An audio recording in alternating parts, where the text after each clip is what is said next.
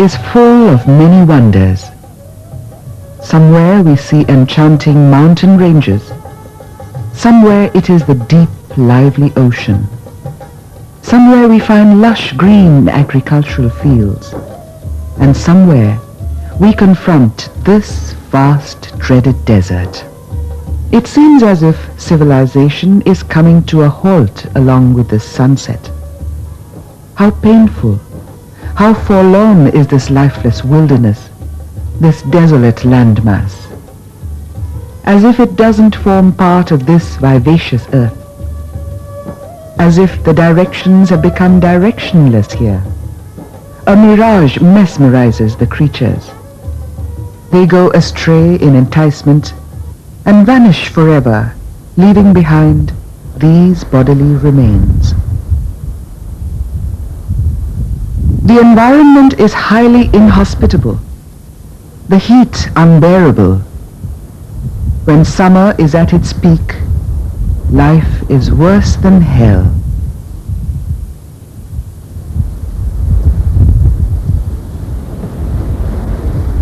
The human body looks like dead wood under the impact of the grilling heat. The fatigue and frustration glare large on the faces, being truly an index of persistent suffering.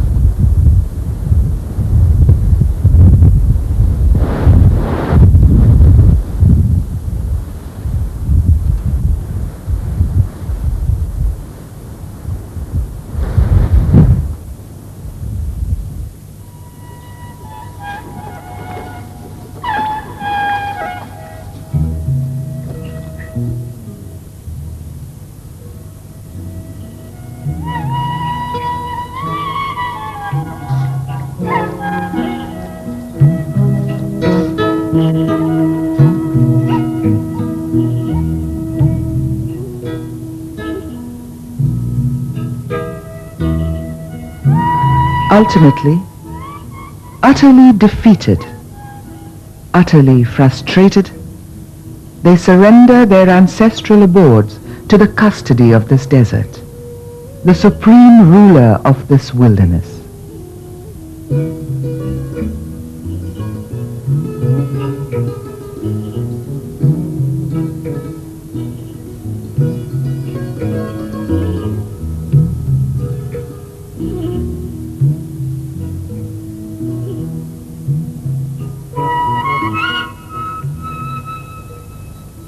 Once this abandoned kitchenette used to hum with life. So did this animal's eating place. Children used to play in this courtyard. But today, it appears as if the bird has flown, leaving behind a ruined nest. Despair and desolation have now descended in this courtyard. Bygone are those happy moments. This lock has shut, not merely this door, but the fate of those unfortunate inhabitants who inadvertently or by sheer luck had made this wilderness their dwelling place. The seasons do change here, but the arrival of spring makes no difference at all.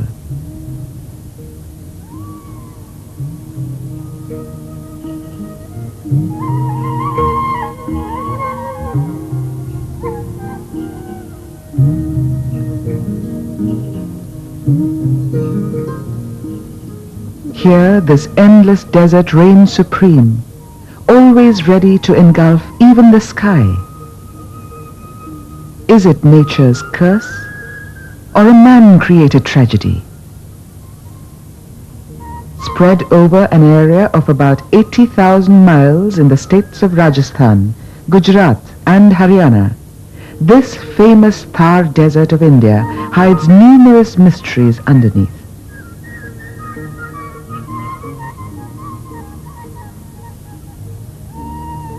Unearthing these mysteries is as difficult a task as disclosing the identity of the human body from the ashes of the pyre into which it vanished.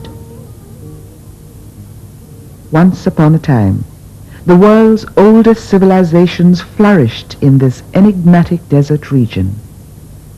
And during the passage of time, a number of them crumbled and vanished into this wilderness forever.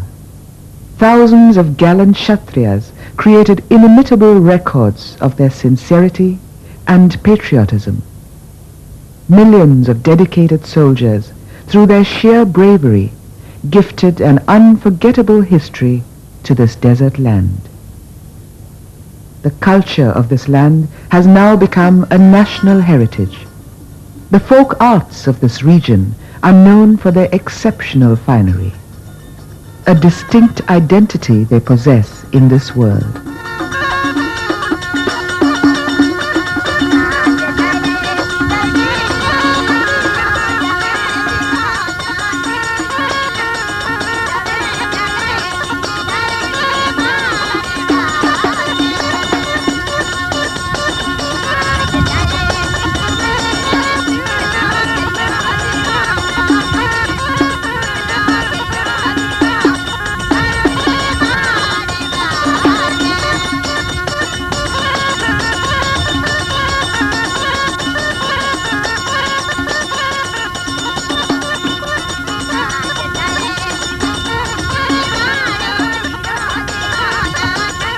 Historians and experts are of the view that this desert has not always been in existence here.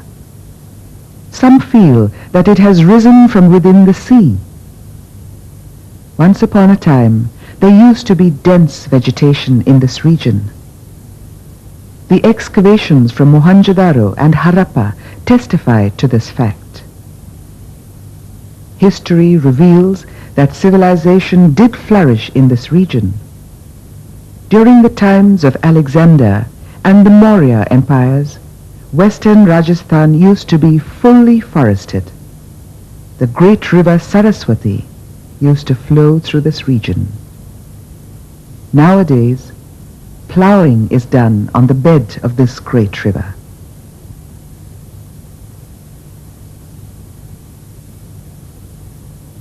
Large animals like rhinos used to roam this piece of land.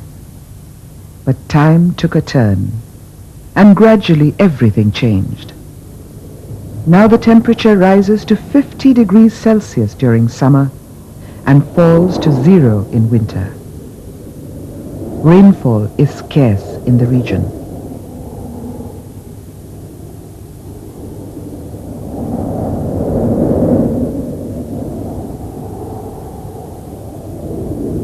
The experts also feel that whereas nature has created this desert, man himself is responsible for its spread.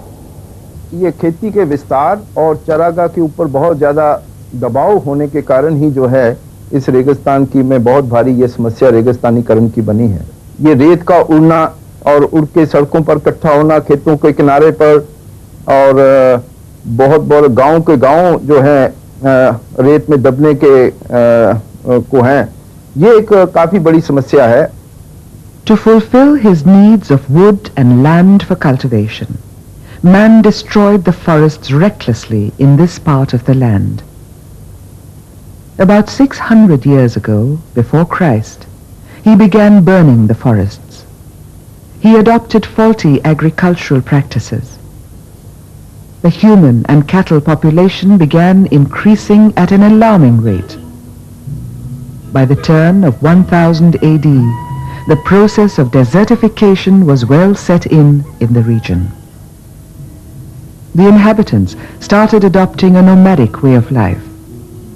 For survival, they started migrating from one place to another, and thus the way was paved for the birth of this gigantic desert.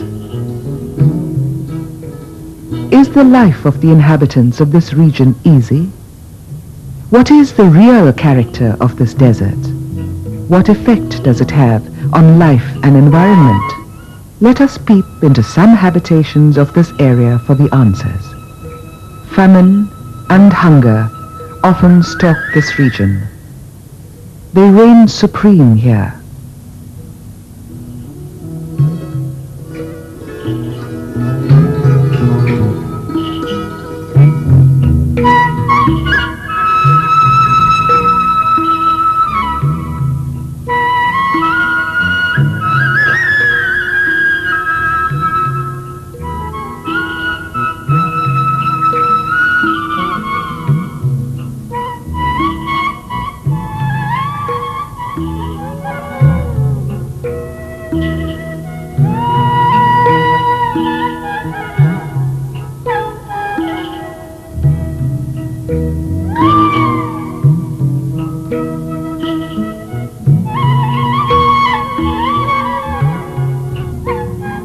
it appears as if these hapless people are destined to lead a life of deprivation and despair.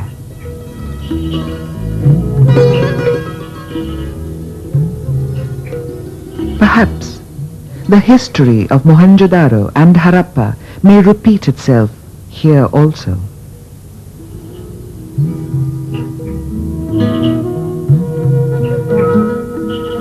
यहाँ पहले साहब लोग रह रहे थे, यहाँ मकान थे, वो मकान टिब्बे के नीचे दब गए हैं। अब यहाँ रहने वाले लोग अब वहाँ जाके वो मकान वहाँ लगाए, ठीक है ना, वहाँ रह रहे हैं। अब उन जगह 30 मकान होता कम से कम, ठीक है ना, 30 मकान अब एक बड़ा, ये 30 ही मकान दब गया टिब्बे नीचे, काफी घर गए हैं यहाँ से। This woman says that while cooking, the blowing sand mixes in the flour and bread. It extinguishes the lamp. Next morning, they find their clothing and bedding covered with sand.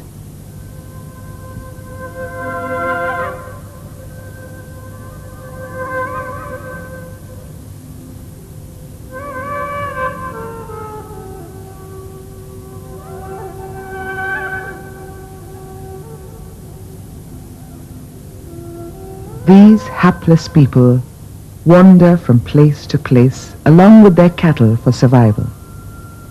2 महीना हो गया ये उम्र क्यों पानी पी जाएंगी, ये साड़ी सूडी खुले देना, कोई सरसों का पत्ता पा जा, कोई कणक का बान में पा जा, यहाँ 2-2.5 महीना टाइम पास कर जाऊँ। बारिश के वजह बिरानी इलाका पानी कौन लागे, रेत तो उड़ता ही आंधी ताले रेत उड़ा टिब्बे ही सिर के सुधे। Who knows whether their endless journey will ever end? Who knows if the shackles of their destitution and misery will ever break?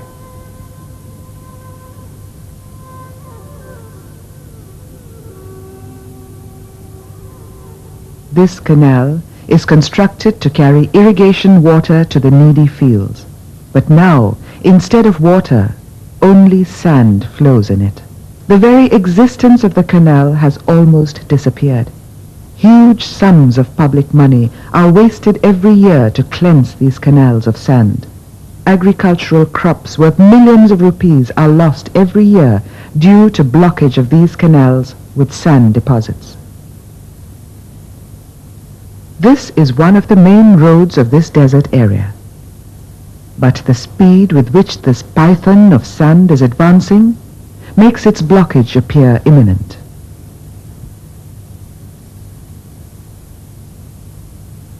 This railway line is threatened by the advancing sand dunes.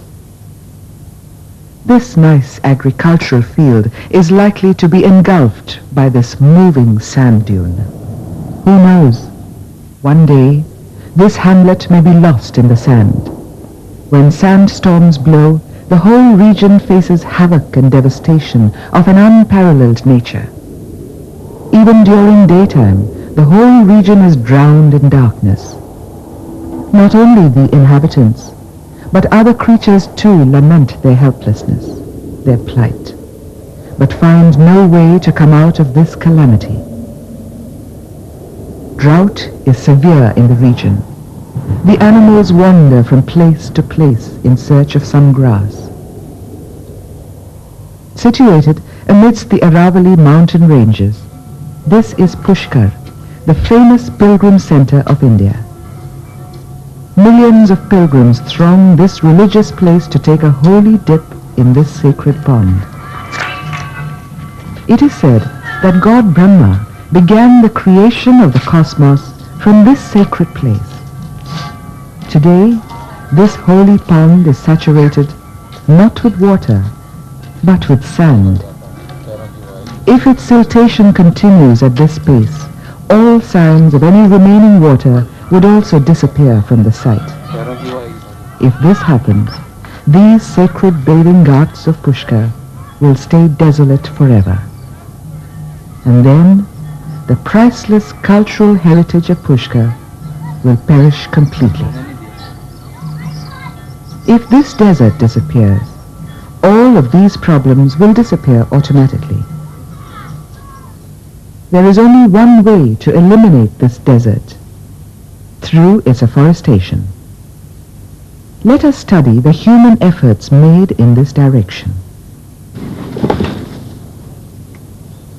This afforestation work was carried out during the year 1989 in Bhiwani district of Haryana state. There is an abundance of such man-made forests in this district. This man-made forest is one of the numerous afforestation works in Mahendragarh district of Haryana. These forests have contributed much to the uplift of this backward district. This plantation was raised in Hisar district of Haryana during the year 1980. It was a great challenge for the Forest Department to create these forests amidst this chaste desert here in Jodhpur district of Rajasthan state.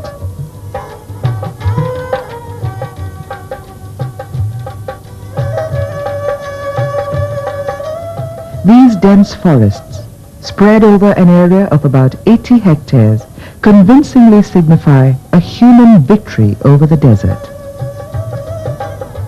Prior to the afforestation, there used to be active sand dunes here. This land was part of the adjoining desert. But today, the character of this piece of land has completely changed.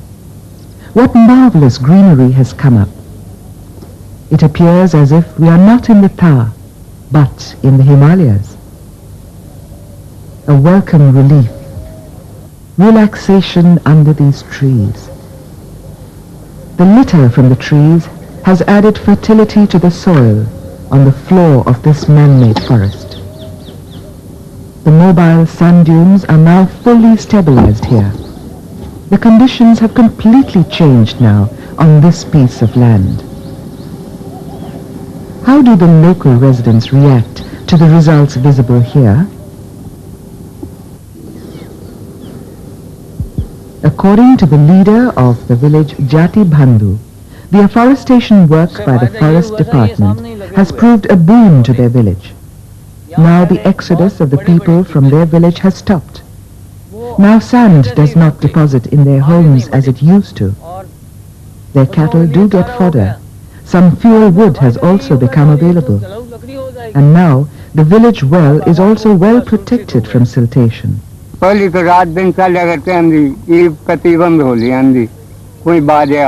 The spread of sand dunes has been checked. Rains have increased. The sandstorms have become less frequent.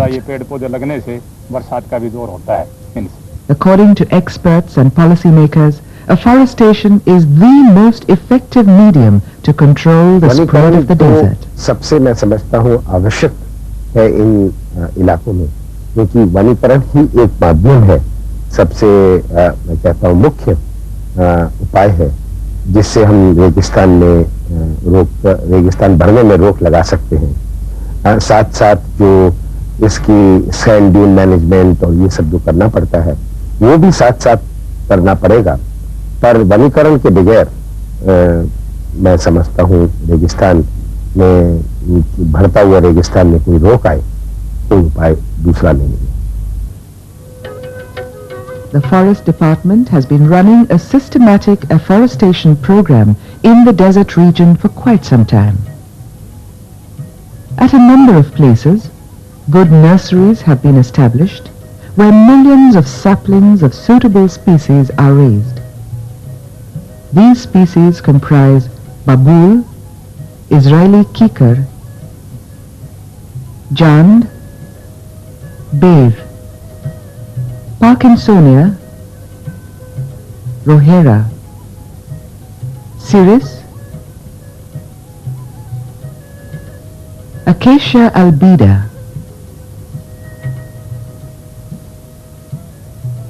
Dicrostachys nutans, and neem. Afforestation is carried out also along railway lines, roads and canals.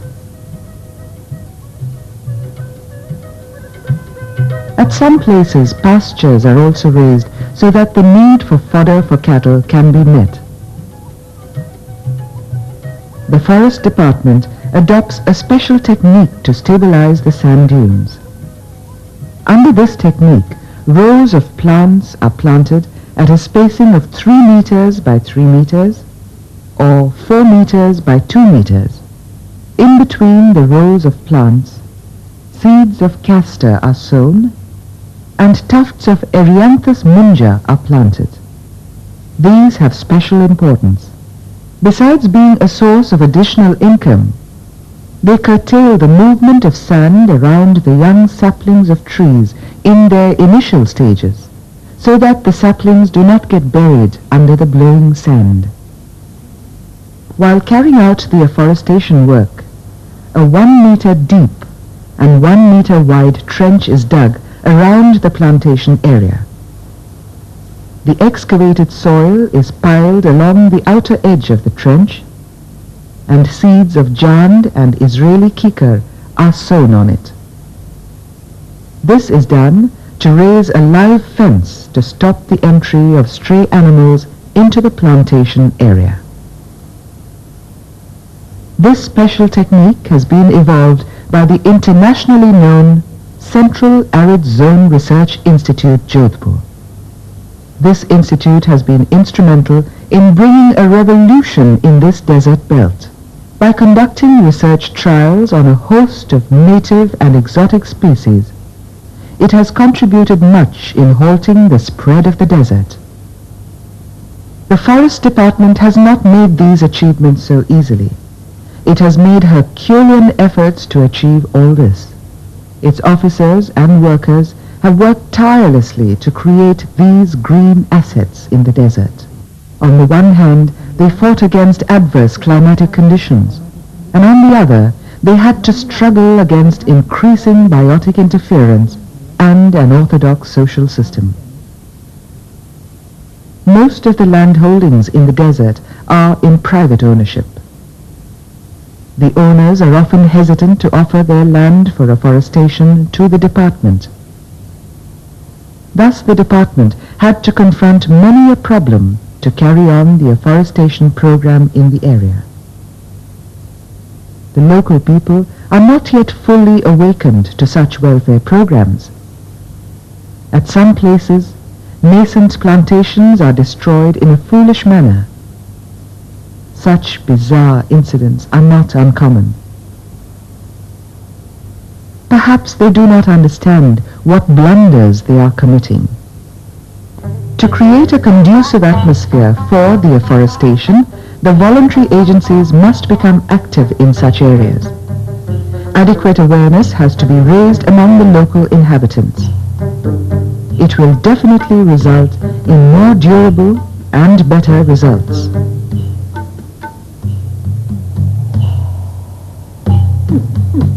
There are misgivings about the effect of the Thar Desert on the national capital. We asked the Minister for Environment and Forests, India, देश के 3 राज्यों गुजरात, राजस्थान और हरियाणा में रेगिस्तान की गहरी समस्या है।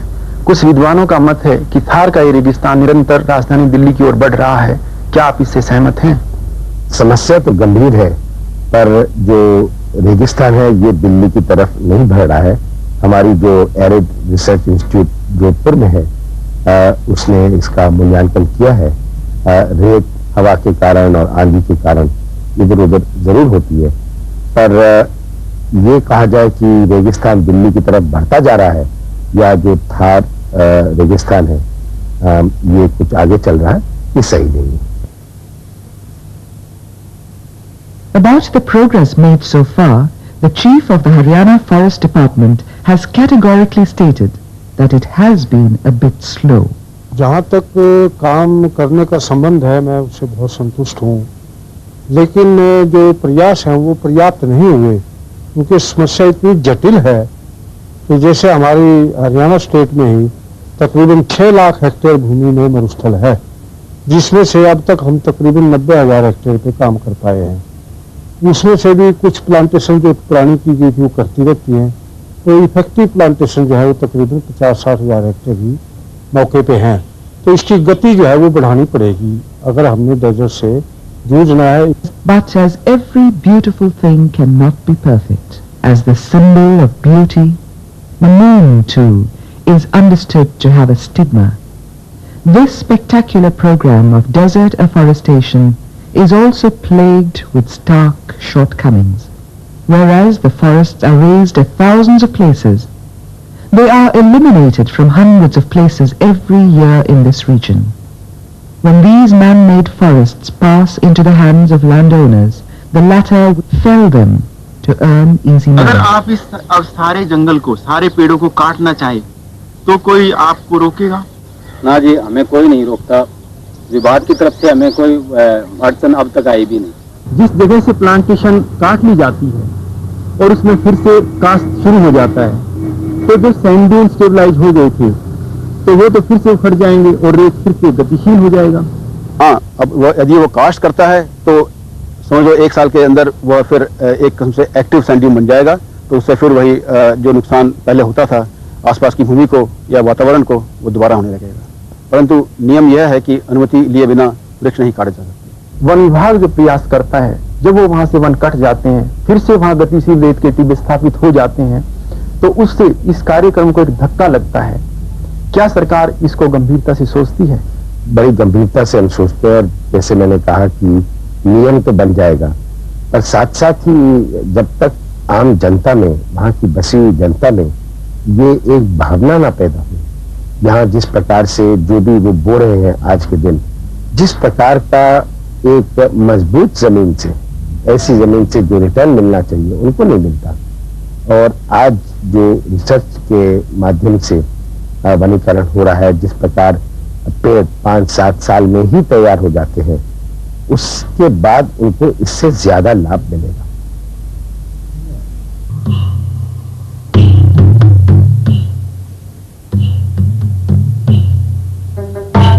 Thus, that piece of desert land which was fully converted into greenery, where sand dunes had stabilized because of the creation of forests there, again turns into desert through deforestation and the restoration of cultivation there.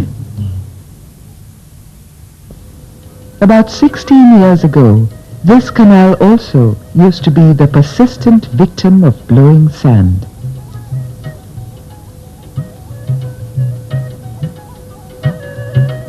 Prior to this roadside afforestation, this main road of the desert area always remained threatened by the shifting sand dunes.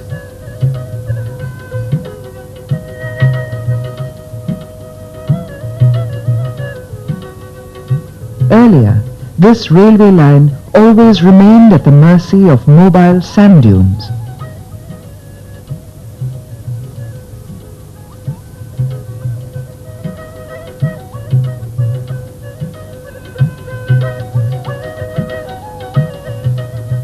This village was always frightened of the advancing desert. But gone are those days now. Reality is before our eyes.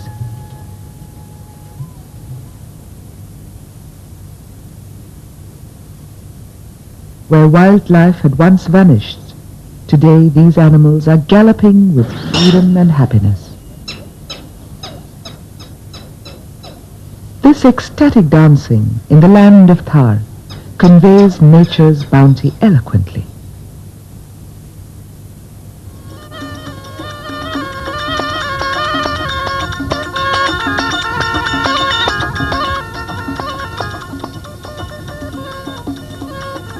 What an incredible equilibrium.